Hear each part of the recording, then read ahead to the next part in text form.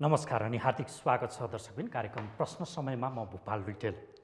नेकपा भित्रको अन्तर्विरोधले कोप भाजनमा परेको प्रतिनिधि सभा सर्वोच्च अदालतले पुनर्स्थापित गरेपछि आइतबार संसद बैठक बस्दैछ। प्रधानमन्त्री ओलीको अनिच्छा र उनी प्रधानमन्त्रीमै रहेर संसदभित्र प्रवेश गरेको हेर्न नचाहने दाहाल नेपाल समूहको अनिच्छाका बीच सुरु हुन लागेको संसद बैठक कतै मुठभेड स्थलमा परिणत हुने त होइन भन्ने चिन्ता यो बेला व्याप्त छन्। के संसद बैठक शान्तिपूर्ण नै होला? अनि प्रधानमन्त्री केपी ओलीकै अरू 2 वर्ष निरन्तरता या भावी प्रधानमन्त्रीमा को? आज हामी यी र यस्तै विषयमा बहस गर्दैछौँ र यो बहसमा हामीसँग हुनुहुन्छ नेपाल कम्युनिस्ट पार्टी नेकपाकै दाहाल नेपाल समूहका एकजना नेता प्रतिनिधि सभा सदस्य शिवकुमार मण्डल। धन्यवाद। यसैगरी हामीसँग हुनुहुन्छ नेपाल कम्युनिस्ट पार्टी नेकपाका ओली समूहका नेता प्रतिनिधि सभा सदस्य तिलक महत र हामीसँग हुनुहुन्छ राजनीतिक विश्लेषक गोपाल बहादुर शाह। नमस्कार। स्वागत छ यहाँहरू तीनैजनालाई। धन्यवाद। सुरुवात चाहिँ म माननीय शिवकुमार मण्डलज्यू तपाईँबाट गरौँ। अबको प्रधानमन्त्री को हो? अबको प्रधानमन्त्री को भन्ने कुरा चाहिँ अहिले पनि टुङ्गो लागिसकेको अवस्था छैन। अब यो 1-2 दिनभित्रमा यसको टुङ्गो लाग्ने सम्भावना छ। संसद सुरु हुँदैछ, अहिलेसम्म प्रधानमन्त्री टुङ्गिएन। होइन, मलाई लाग्दैन यति राजनीतिक दलहरूको बिचमा खास गरिकन यति बेलाको प्रधानमन्त्री को हुने भन्दा पनि यतिखेरको प्रधानमन्त्री कुन प्रवृत्तिको हुने भन्ने कुरा मुख्य कुरा हो। त्यस कारणले भर्खरै जुन खालको अप्रिय घटना हुन गयो, संसद विघटनको घटनाले देशमा दुई मैले कुन प्रवृत्तिको तपाईँलाई सोधेको छैन, कति यो बाठो जवाफ दिइरहनु भएको छ भने तपाईँ सुरुमै प्रधानमन्त्री कोही चाहिन्न। त्यसो भए अब प्रधानमन्त्री चाहिन्छ होइन, त्यस्तो होइन। मुख्य कुरा त प्रधानमन्त्री फेरिन्न भन्नु नि त। त्यस्तो होइन। अग्रगामी सोच भएको राजनीति अहिलेको लोकतान्त्रिक व्यवस्थालाई संस्थागत गर्न चाहने, यसको समृद्ध गर्न चाहने, यसको चाहिँ पक्षमा चाहिँ वकालत गर्ने चाहनेहरूको बिचमा चाहिँ एउटा राष्ट्रिय सहमतिको कुरा हो मुख्य कुरा चाहिँ। अब यति बेला मलाई के लाग्दैन भन्दाखेरि प्रधानमन्त्री मुख्य विषय होइन। यति बेला जुन प्रधानमन्त्री फेरिँदैन त्यसो भए होइन, प्रधानमन्त्री फेरिने कुरा त अब स्वतः नै भयो, किनकि जसबाट चाहिँ सोधेको हो त्यो अहिलेको संसद नै तपाईँको जुन खालको चाहिँ संविधानमै नभएको व्यवस्था, जुन खालको अप्रिय घटना घटाउने खालको चाहिँ प्रधानमन्त्री अब किन चाहिँ त्यो प्रधानमन्त्री स्वीकार गर्नुपर्ने अवस्था त्यो न्यू खोजेको त तपाईँले पुस 5 भन्दा अगाडि हो तपाईँहरूले। होइन, कहाँ आज हो र त्यो पुस पुस 5 पाँच पछाडिको पछि पनि घटनामा प्रधानमन्त्रीलाई जोड्नु त त्यस्तो होइन। त्यो जुन खालको यसो गरौँ न, यो मान्ने कुरै माननज्यू पार्टीभित्रको यो दुर्गति त्यही प्रधानमन्त्रीको कुर्सीको वरिपरि रहेछ होइन, यो बुझौँ। त्यो पनि होइन, हो त्यो भन्न मिल्दैन। हो के त पार्टीभित्रको अन्तर्विरोध भनेको पार्टीभित्रको विधानले व्यवस्था गरे अनुसारको त्यसको समस्याको समाधान हो, न्याय निरूपण हो। तर सरकारले घटाएको घटना भनेको राज्यको संविधानसँग जोडिएको विषय हो। त्यस कारणले के लाग्छ भने पार्टीभित्र विवाद थियो, नमिलेका विषयहरू थिए, ती सबै कुरा चाहिँ पार्टीको विधानअनुसार चाहिँ विधि र पद्धति अनुसार त्यसको हलको समाधानको उपाय अवलम्बन गरिनु पर्थ्यो। तर त्यो विषय लगेर राष्ट्रियसँग जोडिदियो, राजनीतिक आन्दोलनको उपलब्धिसँग र संविधानसँग लगेर जोडिसकेपछि त्यो अझ चाहिँ तपाईँको चाहिँ त्यो दुर्भाग्यपूर्ण अवस्था बन्न गयो। तर माननज्यू एउटा जङ्गलमा रहेको बन्दुक बोकेर हिँडेको शक्ति, तपाईँहरूकै झिल्कोको रूपमा गएको एउटा विप्लव समूह जसलाई शान्तिपूर्ण राजनीतिको ओत दिन सफल हुनुभयो प्रधानमन्त्री केपी शर्मा ओली, त्यस्तो व्यक्तिलाई तपाईँको पार्टी अध्यक्ष आजै मात्र के भन्दै हुन्छ भन्दा उहाँ कुहिएको अन्डा हो, गनाउँछ, दुर्गन्ध आउँछ। त्यो त एउटासम्म भने यो किन यति खेदो गरेको के? खेदो किन गरेको? एउटा अंशले समग्र मूल्याङ्कन गर्न मिल्दैन। खेदो किन गरेको? एउटा आंशिक सफलताले समग्र सफलताको रूपमा परिभाषित गर्न मिल्दैन। होइन, त्यस्तो पनि होइन। मलाई के लाग्दैन भन्दा जुन खालको शब्दहरू प्रयोग भइरहेको छ, अब मैले भने एउटा आंशिक सफलतालाई समग्र सफलताको रूपमा विश्लेषण गरियो भने त्यो गलत हुन्छ। कुहिएको अन्डा हो प्रधानमन्त्री। त्यो त स्वतः देखियो नि, संविधानमा जुन खालको परिकल्पनै नगरेको विषयमा चाहिँ जुन खालको दुर्घटना गर्न पुग्यो त्यो पनि नेकपा सामान्य बहुमत प्राप्त गरेको नेकपा होइन नि। झन्डै 2/3ले चाहिँ मत प्राप्त गरेको, यति धेरै ठुलो जनताले विश्वास गरेको, त्यो पनि नयाँ संविधानको पहिलो सरकार होइन, सङ्घीय लोकतान्त्रिक गणतन्त्रको पहिलो सरकार। धेरै ठुलो अपेक्षा र जनताको जनचाहना यो सरकारबाट पुरा हुने खालको अपेक्षा थियो। त्यस कारणले त्यो हुँदाहुँदै पनि एउटा संविधानको संरक्षकले संविधानको खिलाफ जाने, संसद जो सर्वोच्च निकाय संसद भइरहेको अवस्थामा चाहिँ संसद विघटन गरेर जाने खालको जुन गतिविधि गर्यो, यो त फेरि नेकपालाई नै एउटा सरकारको मात्रै प्रश्न भयो नि त, कम्युनिस्ट पार्टीलाई नै आरोप लाग्यो। होइन, कम्युनिस्ट पार्टीलाई नै धराशायी बनाउने काम गरे नि त प्रधानमन्त्रीले। त आफू मात्रै आफूलाई मात्रै कलम गराउनु भएन, सिङ्गो कम्युनिस्ट आन्दोलनलाई नै। त्यस बारेमा चाहिँ अब कम्युनिस्ट पार्टीभित्र जन्मिएको चाहिँ प्रतिक्रान्तिकारी पात्रको रूपमा हामीले त्यसलाई विश्लेषण गरेका छौँ। त्यो क्रान्तिकारीभित्र जन्मेको प्रतिक्रान्तिकारीको प्रतित्व गर्ने प्रवृत्ति चाहिँ जन्मियो, जसको कारणले यति धेरै ठुलो दुर्भाग्यपूर्ण घटना हुन पुग्यो। यसलाई चाहिँ कुनै प्रकारले अहिलेको चाहिँ फेरि पनि राजनैतिक दलभित्र मलाई के लाग्दैन भने नेकपा चाहिँ अहिले नै सबै केही कुरा मिल्दैन अथवा नेकपाभित्रको चाहिँ समझदारी कायम हुँदैन प्रवृत्ति र पात्रसँग चाहिँ सहमति हुने सम्भावना देखिँदैन। म तपाईँसँग केही बेरमा आउँछु। माननीय तिलक महतज्यू तपाईँसँग आएँ म। गनाएको छैन यहाँलाई प्रधानमन्त्री त कुहिएको अन्डा भन्दै हुन्छ प्रचण्डले, उहाँहरूले खै कसले के भनिरहेछ त्यो हामीले त्यति थाहा पाउँदैनौँ। सुन्नु भएन आज यत्रो? त्यही प्रधानमन्त्रीले केही कसले के भन्नु पार्टीभित्र के भयो नसुनेकै कारण यो गति भयो देशको भन्छन्। 3 वर्ष पहिला नेपाली जनताले केपी ओलीको नाममा नेपाल कम्युनिस्ट पार्टीले संयुक्त वाम गठबन्धन बनाएर मेची महाकाली, जसले अहिले आरोप लगाइरहनु भएको छ उहाँहरूले स्थायी सरकारको प्रतिनिधिको रूपमा भावी प्रधानमन्त्री केपी ओली भनेर भोट माग्दै हुनुहुन्थ्यो। 2.5 वर्षको बिचमा देशमा यो सरकार बनेपछि, कम्युनिस्ट पार्टीको पहिलो बहुमतको सरकार बनेपछि आज तपाईँ मेची महाकाली हेर्नुहोस्, देशको अवस्थालाई अगाडि हेर्नुहोस्, राष्ट्रिय गौरवका आयोजनाका कुराहरू हेर्नुहोस्, विदेशीहरूसँगको सम्बन्धका कुराहरू हेर्नुहोस्, शिक्षा स्वास्थ्य क्षेत्रको आमूल परिवर्तनको कुरा हेर्नुहोस्। नेपाली जनताले 5 वर्षको निम्ति नेपाल कम्युनिस्ट पार्टीको अध्यक्ष केपी ओलीको निम्ति प्रधानमन्त्री बनाउनको निम्ति मतदान गरेको, झन्डै 2/3 नजिक रहेको। हामी त संयुक्त वाम गठबन्धनको तर्फबाट चुनाव लडेका थियौँ गएको चुनाव। त्यसपछि हामी 75 जेठ 3 गते दुईटा पार्टीको बीच एकता गऱ्यौँ। लाग्छ आज आरोप लगाउनेहरू जसले अलि तल झरेर प्रस्तुति गरिरहनु भएको छ, नेपाली जनताले त मन पराइरहेका छैनन्। विगतका अल्पमतका सरकारहरू भएको छ र भेट्नु कुहिएर झरेकाहरू पनि भन्नुभएको छ।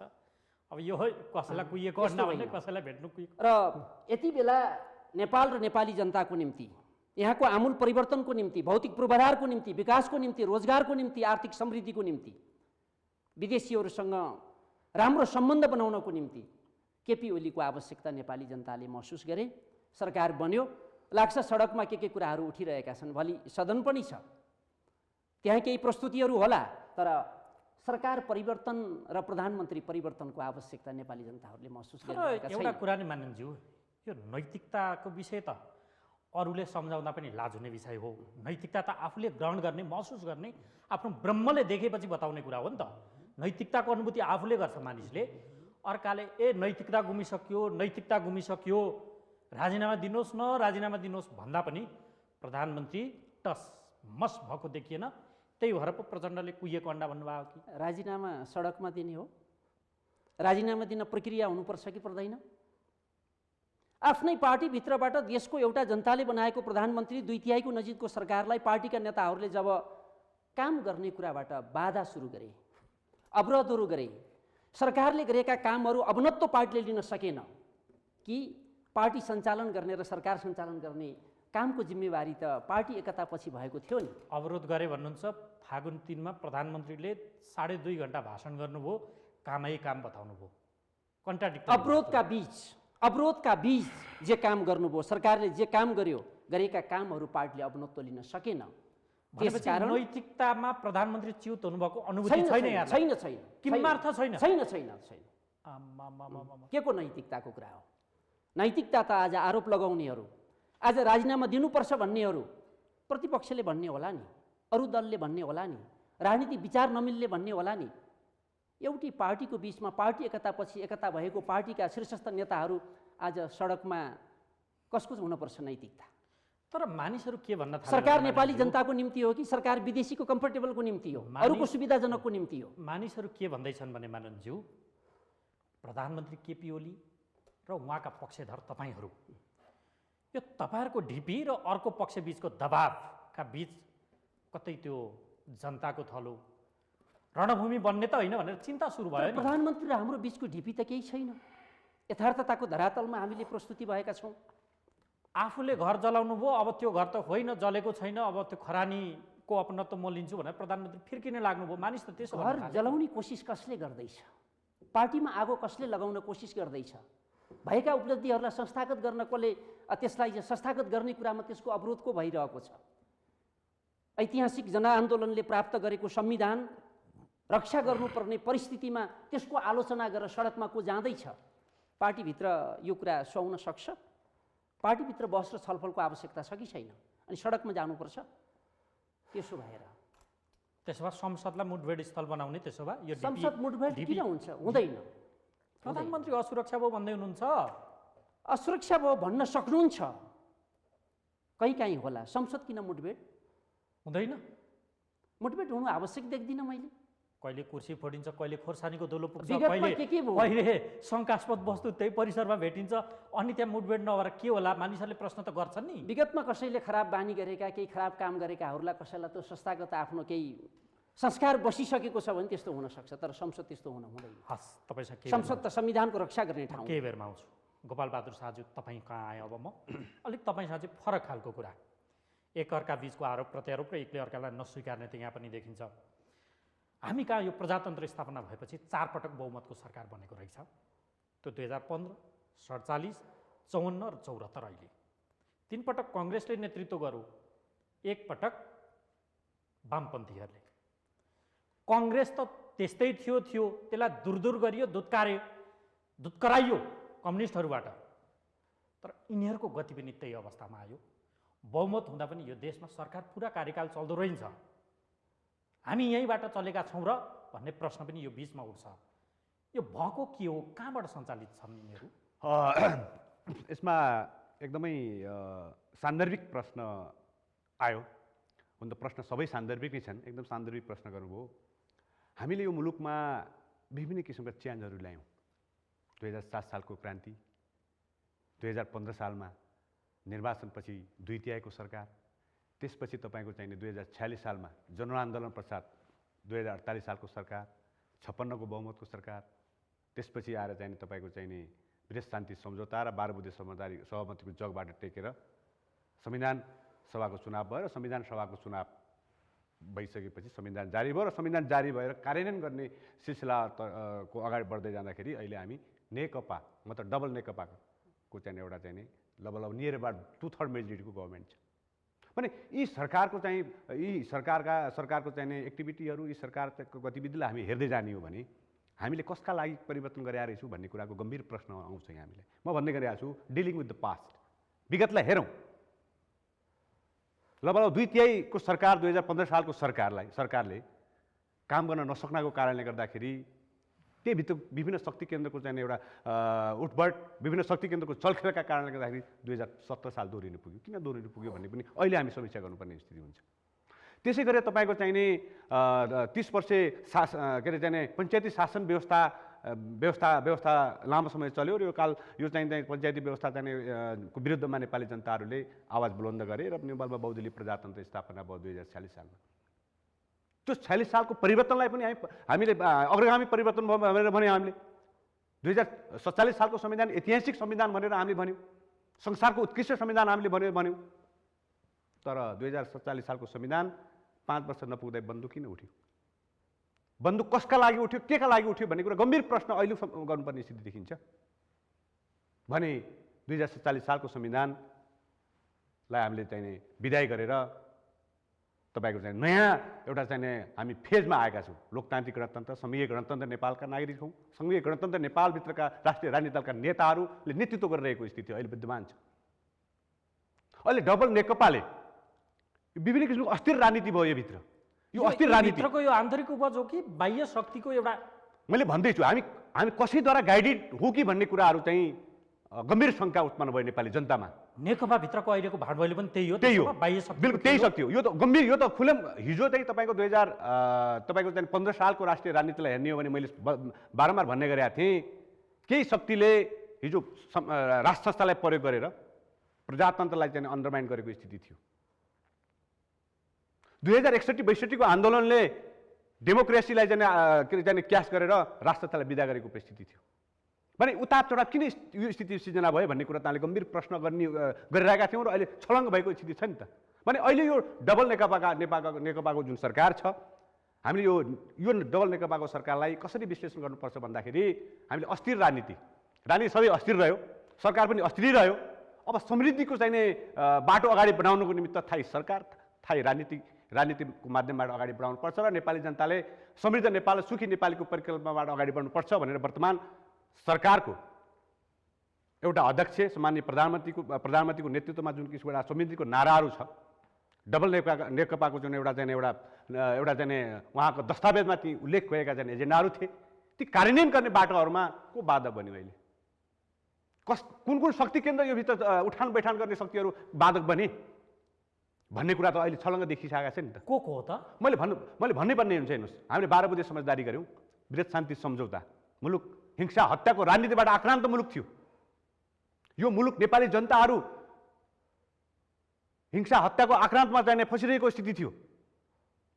तर नेपाली जनतालाई शान्ति दिनुपर्छ, नेपालको चाहिँ यो चाहिँ अस्थिर राजनीतिलाई थाहै दिनको निमित्त जुन किसिमको एउटा चाहिँ शान्ति सम्झौता बन्यो, सम्झौता मार्फत मुलुक यहाँ आयो, 12 बुँदे समझदारी गरियो, अन्तरिम संविधान बन्यो भने त्यो 12 बुँदेको जगबाट हामी यहाँ छौँ नि अहिले। त्यो 12 बुँदे समझदारी के कारणले भएको थियो, कसका लागि भएको थियो, किन भएको थियो भन्ने कुरा त छलङ्ग देखियो नि अहिले। कसरी त्यो बताउनु न, तपाईँ व्याख्या नगर्नु, कुन शक्ति हो त त्यो बताउनु। हिजो 12 बुँदे मैले हिंसा हत्या गर्ने राजनीतिलाई हिंसा हत्या गर्ने उत्प्रेरित भएको राजनीति राष्ट्रिय राजनीतिक दल तत्कालीन नेकपा माओवादीले हामी 10 वर्ष जनयुद्ध गऱ्यौँ भनेर उहाँले भन्नुभयो। 2 वर्ष चाहिँ नेपालको कुनै भूमिमा बसेर चाहिँ बस्नुभयो, तर 8 वर्ष त सिधी तपाईँ बताउनुहोस्, नेकपा भित्र खेलिरहेको शक्ति को हो त्यो बताउनुहोस् के। मैले भन्ने नेकपा हो तपाईँ भन्नुहुन्छ हो को त?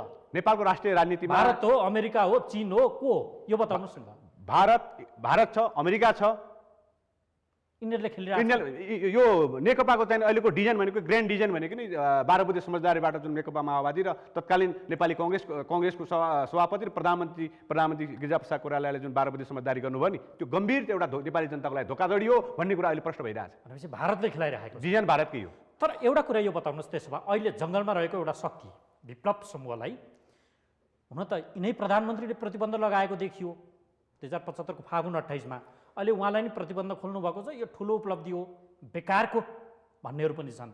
एक खाली मानिसहरू के भनिरहेछन्, यो त दोस्रो शान्ति सम्झौता हो, हर्कबढाइ गर्नुपर्छ, यो खुसियाली हो, देश अब शान्तिमा चिर्यो। तर उहाँकै समकालीनहरू यी काम गरेको देखिरहेका छैनन्। चौतर्फे घेराबन्दी छ, यो चाहिँ हो कि यो पनि त्यहीँबाट खेलोफड्को छ? अब हामीले जुन 12 बुँदे एकदम छोटोमा बताउनुहोस्। 12 बुँदे समझदारीबाट यो मुलुक यहाँ आयो। 12 बुँदे समझदारीका चाहिँ महत्त्वपूर्ण कम्पोनेन्टहरू, 12 बुँदे समझदारीका महत्त्वपूर्ण स्टेक होल्डरहरू, शान्ति प्रक्रियाका महत्त्वपूर्ण स्टेक होल्डरहरू, हामीले एक तहको राजनीतिलाई समाप्त गर्दै आयौँ भनेर भन्यौँ। हामीले एक तहको राजनीतिक मैले बारम्बार भन्ने गरेको छु। हिजो चाहिँ माओवादीका लडाकुहरू थिए, माओवादीका तत्कालीन माओवादीका हतियारहरू थिए, त्यो हतियारलाई व्यवस्थापन गर्नुपर्ने विशुद्ध राजनीतिक के अरे निर्णय थियो। त्यो राजनीतिक निर्णय गरेर अगाडि आइयो। तर त्यो दण्डकालीन अवस्थामा गम्भीर मानवाधिकारका उल्लङ्घन भएका थिए, गम्भीर अपराधहरू भएका थिए, युद्ध अपराध भएका छन्। ती युद्ध अपराधमा संलग्न भएका अपराधीहरू अहिलेको रुलिङ पार्टीमा छन्, सत्तारूढ घटक छन्, अहिले पीडक समूहको सरकार छ, अहिले सरकार छ। त्यो सरकारले, त्यो राजनीतिक घटकले मुलुक र जनताप्रति निकास दिन नसक्ने स्थिति भएको कारणले गर्दाखेरि त्यही माओवादीभित्रको तत्कालीन माओवादीभित्रको एउटा समूह विप्लव जङ्गलमा गएका थिए। हामीले भन्यौँ एउटा शान्ति प्रक्रिया 12 बुँदे समझदारीबाट मुलुक अगाडि आएको मुलुकलाई व्यवस्थापन गर्न सकिरहेका छैनौँ। अनि विप्लव माओवादी जङ्गलमा गएको स्थिति छ। अर्को द्वन्द्व नदोहोरिने सुनिश्चितताको निमित्त राज्यले, राष्ट्रिय राजनीतिक दलका नेताले विधि प्रक्रिया पद्धति बनाउन सकिरहेका छैनन्। अर्को द्वन्द्व घट्ने सुनिश्चितता भएर विप्लव माओवादी जङ्गलमा जानु भएको थियो। हामीले भन्ने गऱ्यौँ विप्लव माओवादी जङ्गलमा जानु भएको छ, भोलि अर्को द्वन्द्व घटिरहेछ। यसलाई पनि विप्लव माओवादी लगायत सबै राष्ट्रिय राजनीतिक दलका नेतालाई एक ठाउँमा ल्याएर मुलुकलाई समृद्धितिर शान्तिको बाटोमा ल्याउनुपर्छ भनेर हामीले अनुनय पनि गऱ्यौँ। त्यसको परिणाम अनुसार अहिले वर्तमान प्रधानमन्त्रीले जुन विप्लव माओवादीलाई पोलिटिकल मेन स्ट्रिममा ल्याएर दोस्रो शान्ति सम्झौता गर्नुभयो, त्यो नेपाली जनताको निमित्त एकदम राम्रो पक्ष हो जस्तो लाग्छ। तर त्यो विषय पनि पाच्य छैन। अब त्यो विषय किन पाच्य छैन? विप्लव माओवादी संसद अब झडप स्थल बन्न कि भन्ने पीर पनि मानिस। म त्यही भन्दैछु, नेपालको राष्ट्रिय राजनीतिलाई अस्थिर बनाउने शक्ति केन्द्रहरू लागिरहेछन्। नेपालको राष्ट्रिय राजनीतिभित्रका दलभित्रहरूमा विभिन्न शक्ति केन्द्रका एजेन्टहरू हाबी भएको स्थिति छ। हामी पूर्व, पश्चिम, उत्तर, दक्षिणलाई हामीले निहालिरहेका छौँ। हामी भन्छौँ नेपालको राष्ट्रिय राजनीतिभित्र BRI, बेल्ट एन्ड रोड इनिसिएटिभको चाहिँ एक्टिभिटी पनि भइरहेको छ। इन्डो पेसिफिक रणनीति जस्तो MCCको कुरा पनि आइरहेछ, 12 बुँदे समझदारीको कुरा आइरहेछ, मानवाधिकारको कुरा, शान्ति समाजको कुराको पनि विषयवस्तु उठान भइरहेको छ। भने यी विषयवस्तुहरूले नेपालको राष्ट्रिय राजनीतिलाई एकदमै चाहिँ ओभरल्याप गरेर एकदमै चाहिँ हाइज्याक गर्ने स्थिति किन सिर्जना भयो त भन्दाखेरि नेपालका राष्ट्रिय राजनीतिक दलका नेताहरू कसै शक्ति केन्द्रको भरमा नेपाली जनतालाई रणभुलमा पारिरहेछन्, नेपाली जनतालाई धोका दिइरहेको छ भन्ने हाम्रो गम्भीर आरोप हो। त्यो नगर्नुको निमित्त म राष्ट्रिय राजनीति दलका नेताहरूलाई के भन्न चाहन्छु भने तपाईँहरू नेपालको राष्ट्रिय राजनीतिलाई तोरीबारी बनाउनु भयो। अन्तर्राष्ट्रिय शक्ति केन्द्रको खुबिया एजेन्सी मार्फत तपाईँले नेपालको राष्ट्रिय न्यायालयलाई तोरीबारी बनाउनु भयो।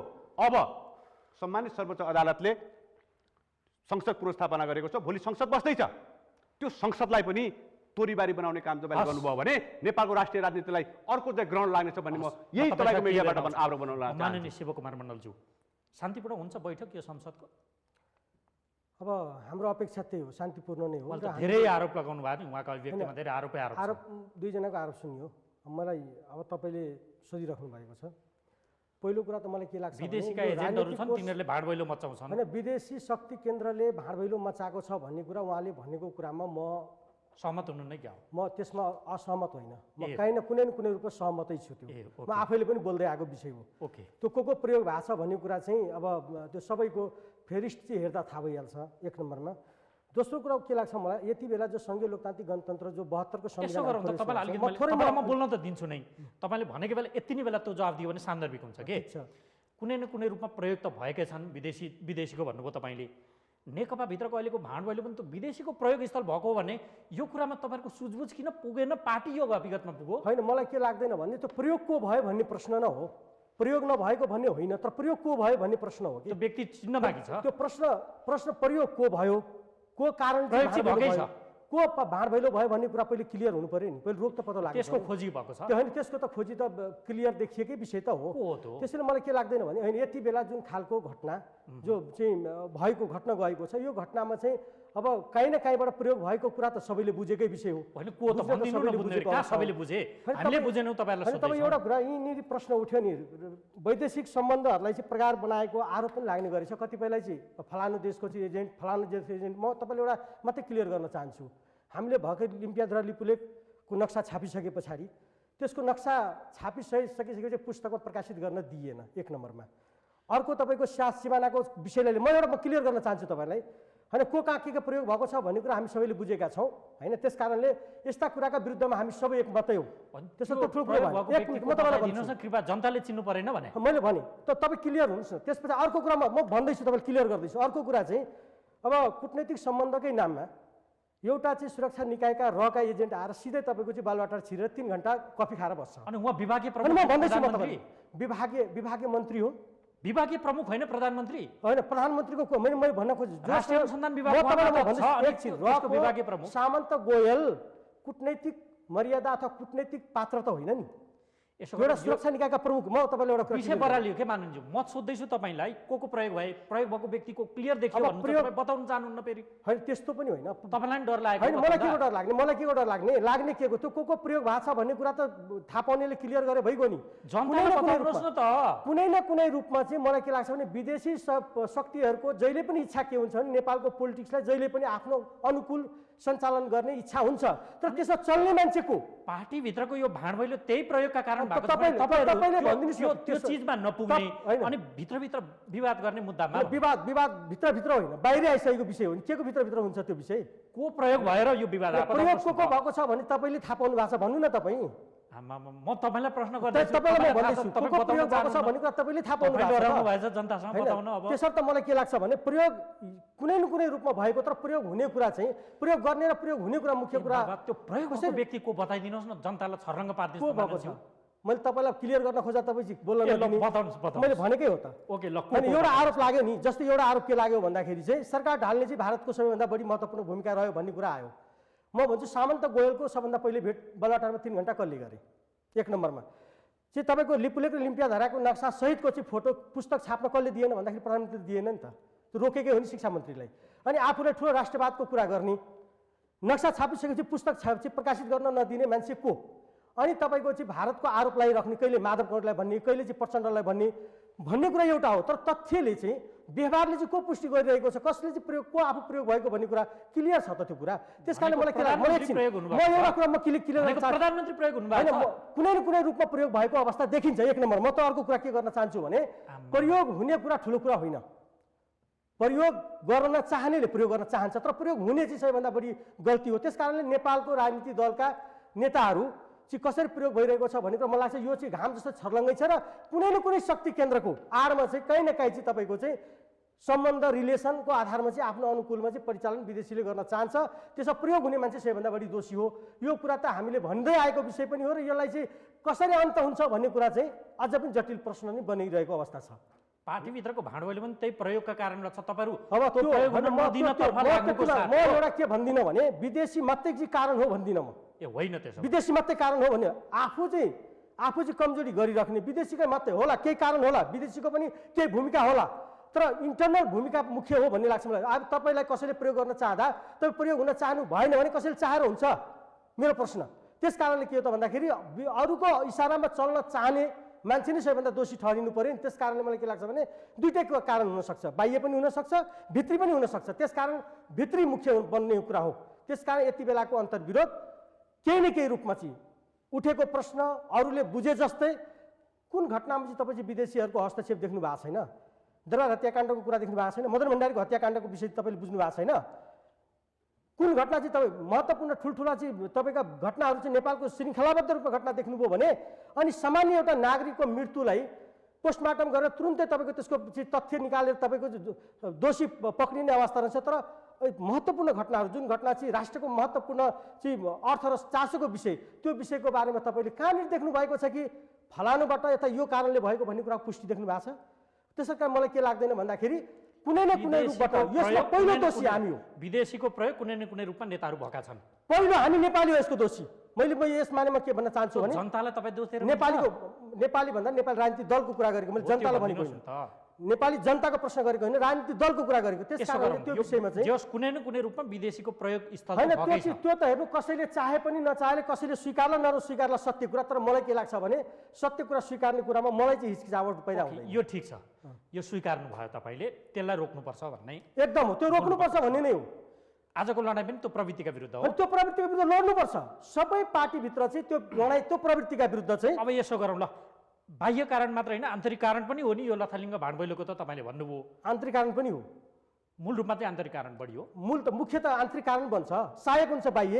त्यसो भए यो आन्तरिक कारणलाई न्यू बनाउँदै यो संसद चाहिँ रणभूमि बन्छ कि भन्नु त्यो प्रश्न होइन। मलाई के लाग्दैन भने अहिलेको प्रधानमन्त्रीको गतिविधि र क्रियाकलाप जुन थुप्रै प्रश्नहरू उठेको छ, अब अहिलेको रणभूमि बनाउनुपर्छ भन्ने मलाई लाग्दैन।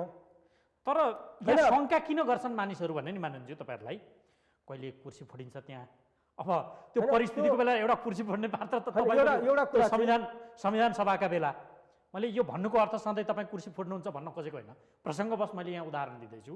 कहिले खोर्सानीको धुलो पनि त्यही पुग्छ, हेर्नुहोस् है, खोर्सानीको धुलो त्यो प्रमाणित छ।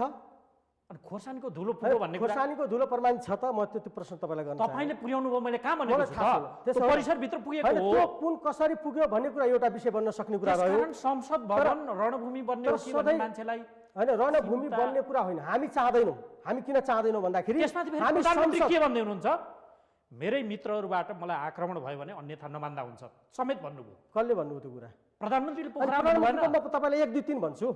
हिजो प्रधानमन्त्रीको पार्टीमा बैठक बस्न जाँदाखेरि तपाईँ धुम्बारै जान पनि सुरक्षा थ्रेट छ भन्नुभयो। उहाँ बैठक बस्न पनि जानु भएन, 9 जनाको पनि बैठक बस्नु भएन, 45 को पनि बस्नु भएन, 441 को पनि बैठक बस्नु भएन। उहाँ सुरक्षा थ्रेट देखाउनु भयो। संसद विघटन गर्ने बित्तिकै ठुल्ठुलो सभाहरूमा सहभागी हुनुभयो। सम्पूर्ण पूर्व भिआइपीहरूको सुरक्षा निकाय कटौती गर्नुभयो, आफूलाई थप्नुभयो उहाँले। अझै पनि उहाँ के भन्नुहुन्छ भने मेरो ज्यानको चाहिँ तलमाथि भयो भने तपाईँहरूले कसैले चाहिँ अन्यथा नमान्नु होला। यसको अर्थ के हो भने उहाँ आफै त्यो डिजाइनमा हो भन्ने कुराको पुष्टि गरिरहेको छ। अर्काले सुरक्षा थ्रेट देखाउँदै चाहिँ होइन चाहिँ आफूलाई सुरक्षा थ्रेट देखाउँदै चाहिँ अरूमाथि कतै षड्यन्त्र गरिराख्नु भएको छ भन्ने कुरा त प्रश्न उठिसक्यो। संसद हुन्छ कि न त त्यो खतराको स्थल होइन, संसद किन भन्छ? संसद भनेको त्यहाँ लडाइँको मैदान होइन नि। संसद भनेको त नजिर भएकोले नै प्रश्न गरेको होइन। संसदमा लडाइँको मैदान अथवा चाहिँ रणभूमि बन्ने कुरा जरुरी छैन। संसद त एउटा प्रक्रियामा चल्ने कुरा हो। संसद सञ्चालन सम्बन्धी कार्यविधि नियमावली छ, त्यो अनुसार चल्ने हो संसद। तपाईँहरू खुइकी प्रक्रिया मिच्दै कहिले दुई पटक त प्रचण्डलाई संसदीय दलको नेता तपाईँहरूले चुनिसक्नु होइन। संसदीय दलको नेता त कानुनसम्मत तरिकाले हो। एकपटक आन्दोलनका बेला प्रचण्डले दिएको अभिव्यक्ति नै छ, फेरि अस्ति 19 गते होइन हामीले कानुनसम्मत तरिकाले चाहिँ संसदीय दलको नेता छनौट गर्यौँ। 2 पटक छनौट गर्नुभयो नि त प्रचण्डलाई। हामीले चाहिँ गर्यौँ, एकपटक गर्यौँ।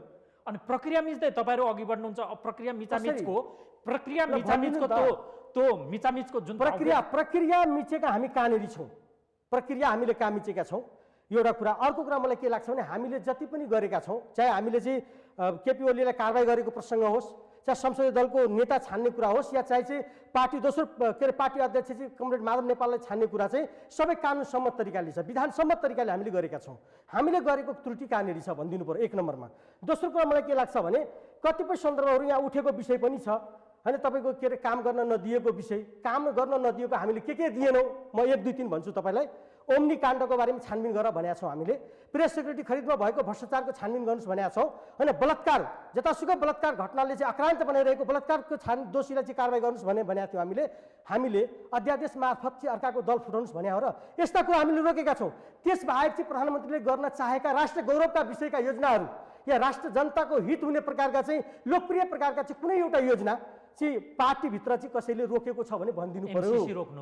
एमसिसी हामी आज पनि भन्दैछौँ, एमसिसी त आज पनि हामी के भन्दैछौँ भने जस्ताको त्यस्तै प्रावधान अन्तर्गत चाहिँ हामी एमसिसी पास गर्नु हुँदैन।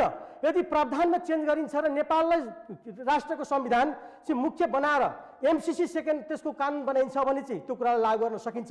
तर नेपालको संविधानभन्दा माथि चाहिँ एमसिसीलाई राखेर हामीले चाहिँ भगवान बनाएर पुज्ने कुरा चाहिँ जरुरी छैन, त्यो आवश्यक छैन। अब म तपाईँको आएँ माननीय तिलक महतज्यू, हजुर संसद असुरक्षित छ कि छैन यो बताउनुहोस् त। प्रधानमन्त्री आफूलाई असुरक्षा भएको बताइराख्नु भएको छ, कता कता मानिसहरूले सङ्केत त संसद भवनलाई पनि गरिरहेका छन्, त्यहाँ पो हो कि भनेर। प्रधानमन्त्री र त्यहाँ त सुरक्षा घेरा हुन्न, प्रधानमन्त्रीलाई मर्यादा पालकहरू हुन्छन्। प्रधानमन्त्री र हाम्रो कारणले असुरक्षित छैन। कसका कारण हुनुहुन्छ? नेपालमा जसरी समृद्धिको यात्रा अगाडि उहाँले जाँदैछ, त भन्नुभयो फेरि कसका कारण पनि भनिदिनु भएको छ, मेरै मित्रहरूबाट म सक्छु। नेपालमा प्रधानमन्त्रीले, नेपाल कम्युनिस्ट पार्टीको यो सरकारले, प्रधानमन्त्रीले बिउजेर देखेका सपना पुरा गर्ने समृद्धिको यात्रामा जसले अहिले बाधा गरिरहेको छ, उहाँहरूको कारण चाहिँ संसद असुरक्षित हुन सक्छ। त्यो खतरा छ, हुन सक्छ।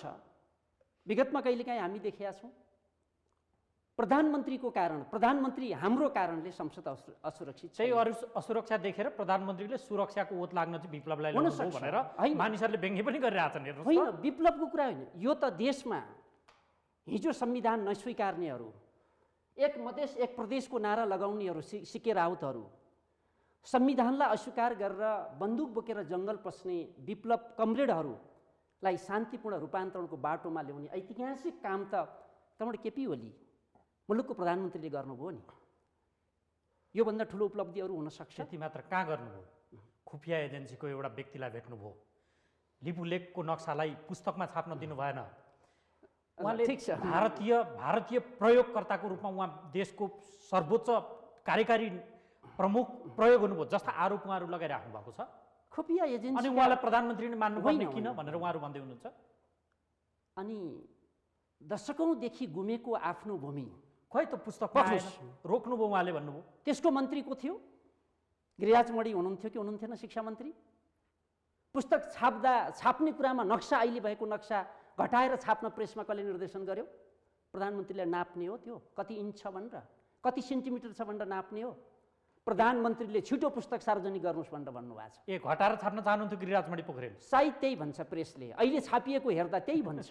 माननज्यू यस्तो झुटा तपाईहरु देखिदेखि लाग्छ। सँगै खुफिया एजेन्सी, हिजो त यो देशका केही मान्छेहरू त्यहाँ जान्थे नि, त्यही पारी जान्थे दक्षिणतिर भेट्न। खुफिया एजेन्सी आवश्यक ठान्यो, नेपालभित्र भेट्न आयो। देशको प्रधानमन्त्री उहाँ राष्ट्रिय अनुसन्धानको पनि त प्रमुख हो नि, उता धाउने कि यता धाउने भन्ने भेट्न आयो, आवश्यकताले भेट्न आयो। भेट्ने कुरा, देशको प्रधानमन्त्रीलाई कसैको गुप्तचर संस्थाले भेट्न हुन्न भन्ने कुरा छ के? प्रधानमन्त्री भारत जानुभयो भेट्न होइन, आज सँगै गर्नै नहुने काम दुर्नाम गर्नुभयो, त्यसकारण संसदीय दलबाट हटाइसक्यो। कसले हटायो? उहाँहरूले हटाएको थाहा छ नि, 2 पटक हटाइसक्यो। होइन, विधि र पद्धतिको कुरा गरिरहनुहुन्छ नि, विधि भने के हो उहाँले बताउनु होला नि त। नेपाल कम्युनिस्ट पार्टीभित्रको संसदीय दलभित्रबाट छलफल हुन जरुरी छ कि छैन? के दल नयाँ दर्ता गर्नुपर्ने होइन कि छुट्टै दल हुनुपर्ने हो र? नेपाल कम्युनिस्ट पार्टीको संसदीय दलले सर्वसम्मत निर्वाचित गरेको 65% भन्दा बेसी मतदानबाट देश जितेर आएको देशको प्रधानमन्त्री, संसदीय दलको नेता हटाउन अनि छुट्टै मिटिङ बसेर हट्छ? निर्वाचन आयोगले त त्यसलाई त स्वीकारेन अस्ति त बिचमा। त्यस्तो विधि भने संसदीय दलको नेता त 2 चोटि चुनिसक्नु हो उहाँहरूले। पार्टीको विधानमा भएको व्यवस्था अनुशासनको कारबाही पश्चात चाहिँ निकालिएको सँगै अनुशासनको कारबाहीबाट अनुशासनको चाहिँ के को गम्भीर अनुशासनको उल्लङ्घन के गम्भीर भयो? संसद विघटन कालापानीको लिपुलेख लिम्पियाधुरा संसदको सर्वसम्मतबाट संविधान संशोधन गर्नु चाहिँ अनुशासन भन्दा तल संसद हुन्थ्यो। विघटन गर्ने चाहिँ के अरे आर्थिक समृद्धिको यात्रामा अगाडि देश लाने कुरा अनुशासन भन्दा बाहिर एक हुन्थ्यो। प्रकारको अपराधै हो नि, त्यसको अनुशासनको त्यसो भएर- कारबाहीद्वारा गरिएको त्यसो भएर त्यसको यहाँ त नियन्त्रण होला। विज्ञले यहाँ अब उहाँले अलिकति अभियन्ताको रूपमा केही कुरा गर्नुभयो, मान्यजीले गर्नुभयो, तपाईँले यता खोजिरहनुभयो। त्यसो भएर समृद्धिको यात्रा रोक्नेहरू, हिजो 12 बुते सम्झौतादेखि तलमाथि गर्नेहरू प्रतिनिधि पात्र बनेर समृद्धिको यात्रालाई फेरि रोकिरहेका छन्। पार्टीभित्र ती प्रतिनिधिहरू छन्। त्यसो भएर नेपाली जनता अहिले खबरदारी गर्दैछन्। यो सरकारलाई कसले तलमाथि गर्दैछ, देशको आर्थिक समृद्धिलाई कसले रोक्दैछ, देशलाई कमजोर कसले बनाउँदैछ। आज पनि लिपुलेख लिम्पियाधुरा र कालापानीलाई फेरि भारतकै सेना उफ्रिने गरेर कसले बचाउन कोसिस गर्दैछ। आज यही कुरा खोजिरहेका छन्। त्यसो भएर प्रश्न छ नि त। यो आदर्श अनि कसले भनिरहेका छन् व्यवहारिक अब कुरा देशको सरकार ल अब सुन्नुहोस्, अहिलेको व्यवहारिक कुरा चाहिँ संसदीय दलबाट हटाइसक्यो, भोलि अविश्वासको प्रस्ताव दर्ता हुँदैछ। ठिक छ, फेस गर्न सकिन्छ, प्रधानमन्त्रीले गर्नुहुन्छ, विधिपूर्वक आउनु पर्यो। सभामुखलाई महाभियोग लगाउनुहुन्छ अरे नि त, आज तपाईँहरूको त्यही छलफल पर्यो। खै म त त्यो संसदीय दल त्यही त तपाईँ ती हुनुहुन्थ्यो होइन बैठकमा हो कि होइन म ती- बताउनुहोस् त। होइन छलफल भएको छैन। लाग्न पनि सक्छ, छलफल भएको छैन, लाग्न पनि सक्छ, छलफल भएकै छैन। होइन लाग्न पनि सक्छ। म सोध्दैछु नि त। लाग्न पनि सक्छ, तर छलफल भएको छैन। सभामुखले मर्यादा नाग्दै हुनुहुन्छ, त्यसो भए त्यो ठम्मै हो। विगतमा अलिअलि नाग्नु भएको छ। सुध्रिनु भएन भने लाग्छ। अब त्यो उहाँले बुझ्ने कुरा हो, त्यो कुर्सीमा बस्ने बुझ्ने कुरा हो, सम्मानित ठाउँमा बस्ने कुरा बुझ्ने कुरा हो। प्रधानमन्त्री चाहिँ अब प्रधानमन्त्रीको रूपमा केपी शर्मा ओली 2 वर्ष निरन्तर हुनुहुन्छ या गैर कम्युनिस्टको नेतृत्वको प्रधानमन्त्री बन्छ? कम्युनिस्ट पार्टीको अध्यक्षको राष्ट्रवादी एउटा नेताको रूपमा प्रधानमन्त्रीको रूपमा रहिरहनुहुन्छ। संसदीय दलभित्र 115 जना सांसद त उहाँहरूसँग हुनुहुन्थ्यो संसदीय दल। होइन, आज त म त्यही हस्ताक्षर गरेर आएको छु। 115 जना त आज केपी ओलीसँग उपस्थित हुनुहुन्छ। 91 जना हो तपाईँहरूकोमा त। 91 27 जना तपाईँहरूको राष्ट्रिय सभा होइन, 91 जना प्रतिनिधि सभा, 24 जना 115 त उहाँहरूसँग प्रतिनिधि सभाको मात्रै हो। खोइ अब त्यो त मलाई थाहा छैन। आज हामी 91 त्यहीँ थियौँ, 24 जना राष्ट्रिय सभाका त्यहीँ थियौँ। हस्ताक्षर गर्ने मध्येको होइन, म हो। को सक्कली हो यो? सक्कली त अब त्यसको मापन गर्ने कुनै ऊ होला नि केही त। समयपछि थाहा हुन्छ त्यो। सक्कली कानुनी रूपमा तपाईँहरू त च्युत देख्नु हुँदो रहेछ। हामी न बहुमत संसदीय दल हटाएको तपाईँलाई कानुनले चिन्छ, न बहुमतलाई चिन्छ। होइन, एकदम होइन। हेर्नुहोस् हामी हामी कानुन सम्मत तरिकाले अगाडि बढेका छौँ। त्यसकारणले हामीले संसदीय दलको नेता पनि कानुन सम्मत तरिकाले हो। फेरि हटाउँछौँ, अविश्वास ल्याउँछौँ भन्नुहुन्छ। प्रधानमन्त्री अहिलेसम्म को त्यो टुङ्ग्याउन सक्नु भएको छैन। होइन, त्यो त अन्यले अन्यलमा कसरी 24 जान्छ? घण्टा होइन, एउटा खोज्दै चाहिँ पनि होइन, हिँड्नु भएको छ एउटा चाहिँ प्रधानमन्त्री बाहिर। अगर खोज्दै कहीँ पनि राजनीतिक हिँड्नु एजेन्डा भएका सहमत भएका हामी पनि तयार छौँ, दलहरूको तपाईँ पनि बिचमा बनिदिनुहोस् है, सहमति तपाईँ बनिदिनुहोस् भनेर त्यसकारणले खोज्दै मलाई के हिँड्नु भएको छ। लाग्दैन भने अहिले चाहिँ सरकार कसको बन्ने भन्दाखेरि प्रतिगामी शक्ति होइन, अग्रगामी शक्तिहरूको बिचमा सरकार बन्छ। अहिलेको संसद विगतमा तपाईँहरूको टाउको मूल्य तोक्ने अब अग्रगामी हुने भयो। शेरबहादुर देउवा प्रधानमन्त्री हो। त्यो भन्न मिल्दैन। के भन्नु? होइन, एउटा राजनीतिक कोर्स कहाँ पुग्यो भन्ने कुरा हो। हिजो केपी ओलीसँग विगतमा हामीले लडेकै थियौँ। पछि चाहिँ राजनीतिक हिसाबले एजेन्डा एक ठाउँमा, उद्देश्य एउटा पनि एकता पनि तपाईँको पार्टीको अध्यक्ष मलाई हो लाग्दैन। नि। त्यस्तो विषय के हो भने राजनीतिक रूपमा मान्छेले के बुझ्न जरुरी छ भने प्रवृत्तिगत रूपमा चाहिँ यदि मिल्यो होइन, विचार मिल्यो भने मान्छे बदल्ने कुरा हुनसक्छ। केपी कमरेडसँग एउटा कालखण्डमा चाहिँ सङ्घर्ष भयो, एउटा कालखण्डमा एकता भयो। होइन, अहिले चाहिँ शेरबहादुर देउवासँगको मात्रै कुरा होइन। अहिले पनि तपाईँ यो प्रतिगमनको कदम हेर्नु भने काङ्ग्रेसभित्र दुई खालको चाहिँ प्रवृत्ति देखा पर्यो। एउटा चाहिँ वेट एन्ड सीको अवस्था, एउटा चाहिँ यो चाहिँ कदमको विरुद्धमा चाहिँ सङ्घर्ष गरेर जानुपर्छ भन्ने। त्यसैले मलाई के लाग्छ, नेपाली काङ्ग्रेस भनेको शेरबहादुर देउवा मात्रै होइन, बुझ्नु भएन। नेपाली काङ्ग्रेसभित्र पनि सही विचार होइन चाहिँ लोकतन्त्रका पक्षधर शक्तिहरू छ भन्ने कुरा बुझ्नुपर्छ। त्यसर्थ एउटा व्यक्तिको मात्रै विषयले सिङ्गो संस्थाको चाहिँ नेतृत्व हो अथवा सिङ्गो संस्थाको सही विचार हो भन्ने सभापति को हेर्नु परेन, मूल नेतृत्व होइन, त्यस्तो पनि होइन। सभापति हुँदैमा सबै कुरा होइन। मलाई के लाग्दैन भने बहुसङ्ख्यक चाहिँ त्यसभित्र रहेका चाहिँ अग्रगामी सोच भएका मान्छेहरूसँग सहकार्य गर्ने कि नगर्ने। त्यसो भए हामीले रामचन्द्र पौडेलको जे जे तर्क गर्नुहुन्छ नि त्यसलाई उहाँले मजाले काट्ती राख्नु भएको छ कि कसरी भएन यत्रो बेर? होइन, म भन्दैछु तपाईँ यही प्रश्न गरेँ। त्यही नेपाली काङ्ग्रेसभित्र चाहिँ रामचन्द्र पौडेल, कृष्ण सिटौला, शेखर कोइराला होइन, तपाईँ गगन थापा जस्ता मान्छेले उठाएको विषय नै हिजो नेपाली काङ्ग्रेसको चाहिँ तपाईँको चाहिँ 62 को निर्वाचन के अरे सङ्घर्षमा चाहिँ आन्दोलनमा त्यतिखेर शेरबहादुर देउवाले गणतन्त्रको नारा लगाएको होइन नि, गणतन्त्रको नारा लगाएको त त्यो भित्रका युवा नेताहरूले हो। त्यस कारणले मलाई के लाग्छ भने गणतन्त्रको नारा त्यो नेता पार्टीभित्रको युवा नेताहरूले बोलाएकै कारणले पछि चाहिँ सबै राजनीतिका सबै नेताहरू आएको अवस्था हो। त्यस कारणले मलाई के लाग्दैन भने अग्रगामी सोच भएका हरेक पार्टीमा रहन सक्छ। जस्तै दुई ध्रुव अहिले ध्रुवीकृत भएको अवस्था छ। त्यस कारणले राष्ट्रिय सहमति अर्थात् अहिलेको चाहिँ लोकतन्त्रका पक्षधरहरू, अहिलेको अग्रगमनका पक्षधरहरूको बिचमा चाहिँ एउटा चाहिँ राष्ट्रिय सहमति कायम गरिनुपर्छ। यति बेला सरकार मुख्य कुरा मात्रै होइन, अहिलेको व्यवस्था र अहिलेको चाहिँ राजनीतिक उपलब्धिको रक्षा गर्ने मुख्य विषय भइसके पछाडि चाहिँ अहिले त्यो खालको विचार भएका मान्छेको भइसक्यो। हजुर, यो व्यवस्था असुरक्षित भइसक्यो। अनि यो व्यवस्था त एक प्रकारले त जसको नेतृत्वले त समाप्त पार्न खोजेकै हो नि। हस्, म गोपालबहादुर साजु तपाईँसँग आउँछु। यो व्यवस्था असुरक्षित देखिन्छ।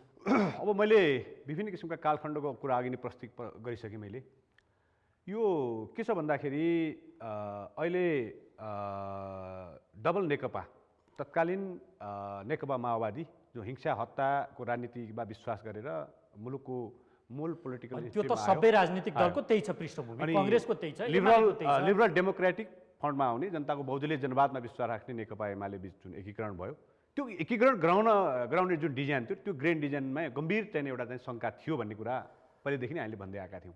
त्यही शङ्काको प्रष्ट रूप आज देखियो। एउटै सत्तारूढ रुलिङ पार्टीका सत्ता पक्ष र प्रतिपक्षको हैसियतले उहाँ उभिनु भएको छ। मलाई गम्भीर चासो लाग्यो कि एउटा रुलिङ पार्टी द्वितीय बहुमतको सरकार नजिकको सरकारले मुलुकको संविधान परिवर्तन गरेर पनि जनताको जनजीविकाको सम्हालमा जनताको के अरे अधिकारको कुरामा काम गर्न सक्ने हैसियत राख्ने सरकार हो यो। त्यत्रा टल पर्सनालिटी हुनुहुन्छ, जनयुद्धबाट कमान्ड हाकेर आए शान्ति प्रक्रियाको नायक हो भन्ने एउटा कमान्डर हुनुहुन्छ। मुलुकको समृद्धिको यात्रालाई अगाडि बढाउनुपर्छ र केपी ओलीलाई जाने के अरे जाने मतदान गर्नु पर्यो र प्रधानमन्त्री बनाउनुपर्छ भनेर त्यो हैसियत ल्याएर आएर जाने अहिले चाहिँ 3 वर्ष करिब 3 वर्षसम्मको प्रधानमन्त्री भएको हैसियतमा अहिले पनि प्रधानमन्त्री त्यही अवस्थामा हुनुहुन्छ भने उहाँहरूको पर्सनालिटीको लडाइँको कारणले गर्दाखेरि मुलुकमा बन्दगी बनाउने काम जुन गरे नि त्यसप्रति जनता खबरदारी गर्न चाहन्छन्। नेपाली जनताहरू खबरदारी गर्न चाहन्छन्।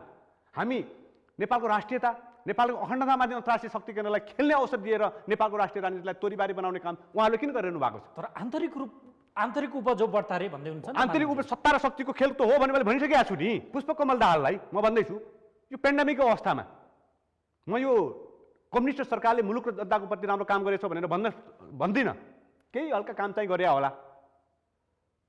तर पेन्डेमिकको बेलामा चैत महिनादेखि अहिलेको सम्मको पिरियड हो नि, यो राष्ट्रिय राजनीतिभन्दा माथि रहेर काम गर्नुपर्ने बेला हो कि होइन? त्यो बेलामा अघि नै खुबिया एजेन्सीको कुरा गर्नुभयो, त्यो बेलामा पनि अन्तर्राष्ट्रिय खुबिया एजेन्सी जो लकडाउनको बेलामा विभिन्न एङ्गलबाट छिरेर आउनु भएको थियो। यहाँ संसदलाई खरिद बिक्रीको चाहिने एउटा बिल्ला भिडाउने अभियानमा पनि बाहिर मिडियामा आइरहेको स्थिति थियो। त्यो कसका लागि, कसका लागि? प्रचण्डलाई प्रधानमन्त्री चाहिएको थियो, माधव कुमार नेपाललाई अध्यक्ष चाहिएको थियो। उहाँको प्रधानमन्त्री र अध्यक्ष मानेर हिँडेर एकीकरण गरेर अगाडि जानुभयो होइन? 5 वर्ष पुग्न सक्नु भएको थिएन। अनि यो बेलामा नेपाली जनताले धोकाधडी गर्ने काम जुन रुलिङ पार्टीका नेताले गर्नुभयो त्यसप्रति नेपाली जनताले खबरदारी गर्नेछन् भन्ने कुरा नै हो। भने यो स्थिति सिर्जना गर्नको लागि महत्त्वपूर्ण दोष मैले कसलाई देखिरहेको छु भने माधव कुमार नेपाल र प्रचण्डलाई देखिरहेको छु। केही दोष सामान्य प्रधानमन्त्रीले लिनुपर्छ। क्लियर गर्न चाहे ओके, के भन्न खोज्दै होइन, मलाई एउटा के लाग्छ भने राजनीतिक विश्लेषक मित्रले जे कुरा राखिराख्नु भएको छ, नेकपाभित्रको लडाइँ कुनै प्रधानमन्त्री र अध्यक्षका निम्ति होइन, विचार विधि र पद्धतिकै थियो।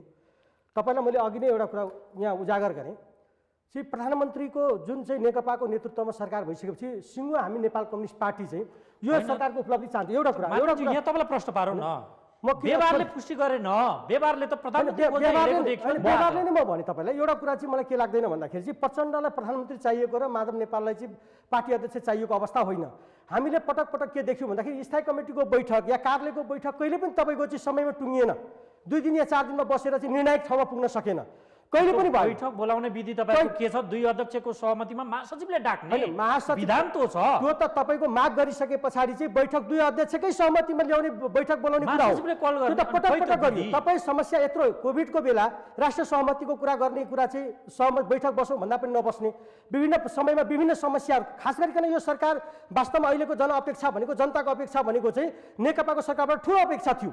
त्यो अपेक्षालाई पुरा गर्ने भनेको एउटा कमरेड प्रधानमन्त्रीको मात्रै चाहिँ भूमिका होइन, सबै राजनीति हाम्रो पार्टीभित्रका सबै नेताहरूको चाहिँ योगदान र भूमिका सकारात्मक ढङ्गबाट सपोर्ट गर्ने कुरा नै थियो।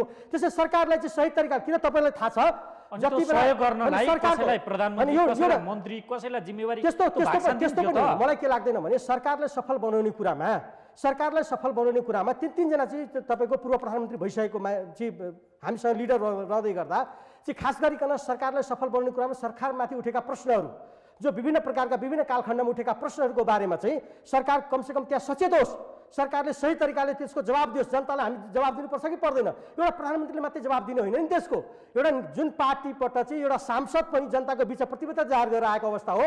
सरकारले गरेका गलत कदमका चाहिँ गलत कुराका चाहिँ जवाब चाहिँ जनताका बिचमा सांसदले पनि दिनुपर्छ, पार्टीका नेता कार्यकर्ताले पनि दिनुपर्छ। हाम्रो भने मात्रै के थियो भने एउटा विधि सम्मत तरिकाले, पार्टी पद्धति सम्मत तरिकाले र अहिलेको जनताको जनअपेक्षा पुरा गर्ने गरी सरकार अगाडि बढ्नुपर्छ।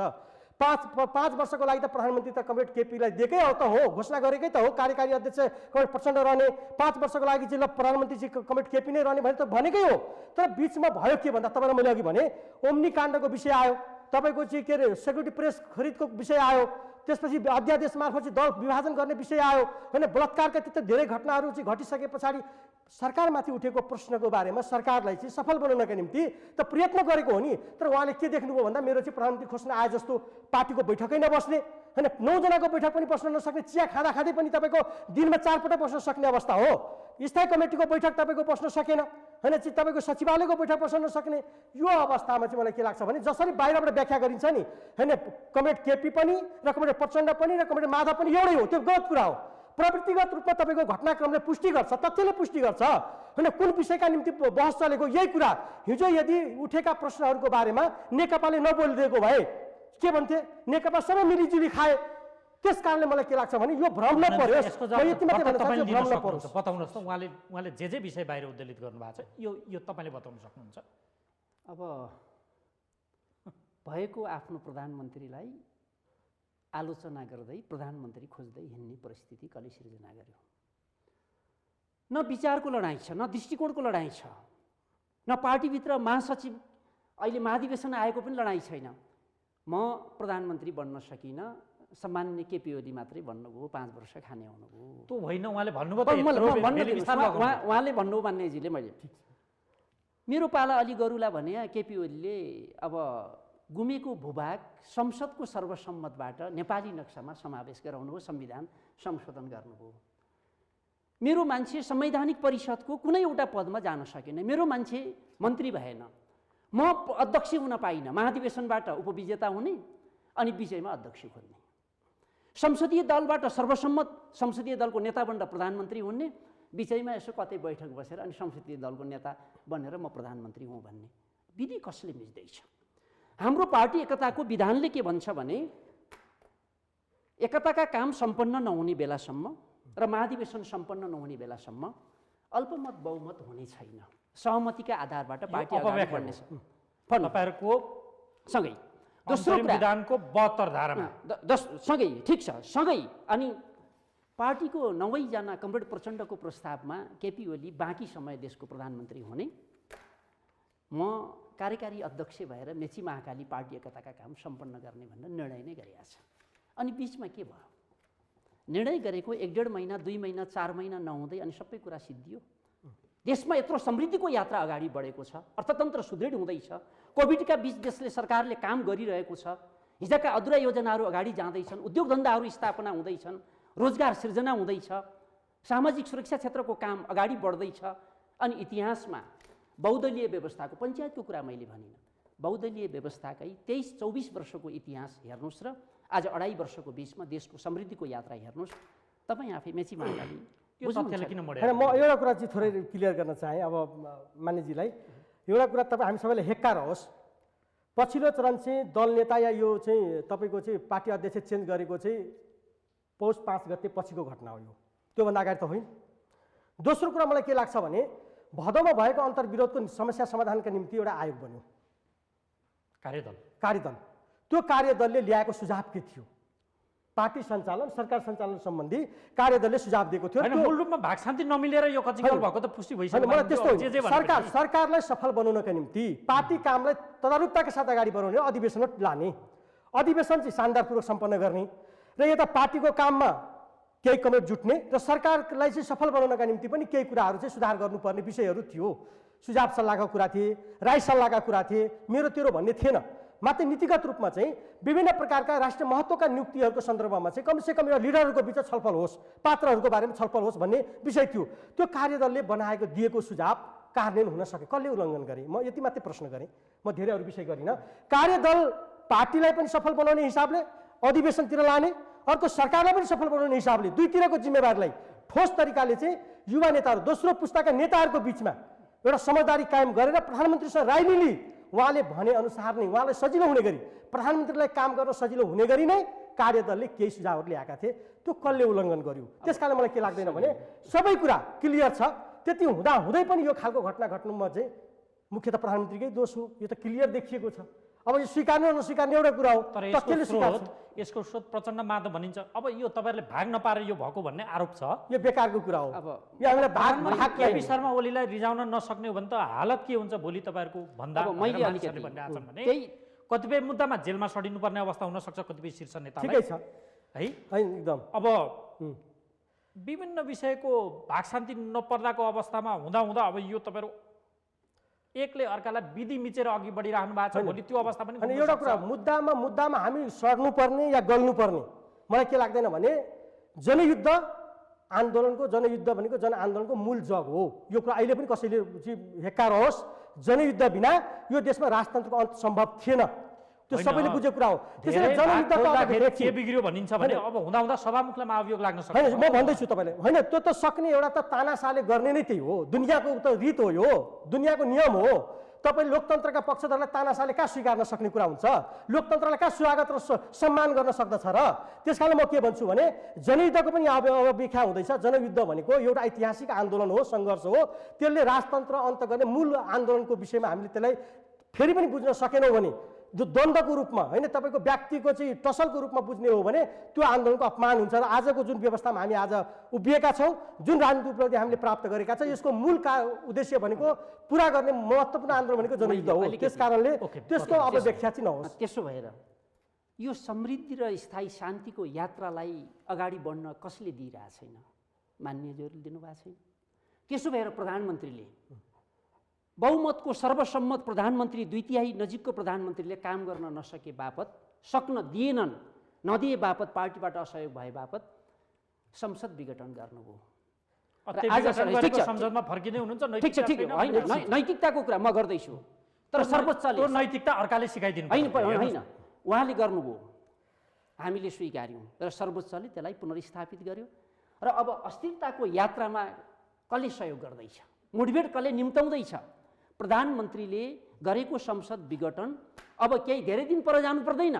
सुन्दैछु कतै कतै सांसदहरूलाई कतै कोठातिर राख्न मान्नेहरूलाई कोसिस हुँदैछ अरे भनेर सुन्दैछु। बन्दक बनाउने त्यस्तो खालको परिस्थिति कतै जानु कोसिस हुँदैछ भन्ने सुन्दैछु बाहिर। यस्ता प्रचार पनि हुँदैछन्। त्यसो भएर देशलाई मुठभेड, देशलाई अस्थिरतातिर अगाडि जाने कोसिस गर्दै हुनुहुन्छ। म चाहिँ मान्यजीलाई के भन्छु भने सरकारमा भएको प्रधानमन्त्रीको कदम सत्य थियो, सही थियो भन्ने कुरा अब साबित हुँदैछ। तुरन्त छापा मारेर त्यस्ता पक्रियो, एरेस्ट गरेर कोसिस हुँदैछ। त्यो पनि गर्नुस्। आज चर्चा चलिरहेको छ भने सरकार 64 या 65% बहुमत भएको सरकार यदि भन्नु त्यति धेरै ठुलो तपाईँलाई उ थियो भने, प्रधानमन्त्रीमा हिम्मत थियो भने संसद फेस किन गर्नु भएन? किन संसद विघटन गर्ने भन्ने होइन? एकछिन, होइन, आज त बाध्य हो, बाध्यतात्मक अवस्थामा संसद फेस गर्दैछ उहाँ। उहाँसँग संसद बनाउने एथोरिटी हुँदै संसद रहँदा जीवित भएको संसदलाई चाहिँ हत्या गरिदिने होइन? तपाईँ हुँदा खाँदाको छोरा मारेर अनि अर्को छोरा जन्माउने चाहिँ तपाईँको चाहिँ चेत राखे जस्तै त हो, सोचे जस्तै त हो। त्यस कारणले मलाई के लाग्छ भने आज संसद फेस गर्ने कुरा उहाँले भन्दै हुनुहुन्छ। एउटा त नैतिकताको प्रश्न आयो, तपाईँले भनिसक्नुभयो, मैले धेरै विषय उठाइनँ। एउटा नैतिकता पनि हुन्छ, किनकि उहाँले के भन्नुभयो भने तर नैतिकता तपाईँले भन्दिनु होइन त, आफूले ग्रहण गर्ने कुरा हो। ठिक हो। त्यस कारणले मलाई के लाग्छ भने संसदमा 64% या 65% को चाहिँ मेजोरिटी भएको प्रधानमन्त्री हो भने, त्यति दम्ब थियो भने त कमसेकम संसद विघटन नगर संसद फेस गर्दै भए कति सजिलो, कति राम्रो हुन्थ्यो, कायदा हुन्थ्यो। तर सँगै भएन नि त, होइन? नेपाल कम्युनिस्ट पार्टी भित्रको संसदीय दलभित्र उहाँहरूले दिनु पर्यो नि। केपी ओली प्रति हाम्रो अविश्वास छ। उहाँ अल्पमतमा पर्नु हो, किन आँट गर्नु? विधि हो कि होइन? त्यो पनि आउँछ। संसद सचिवालय हो कि संसदको संसदीय दलमा हो?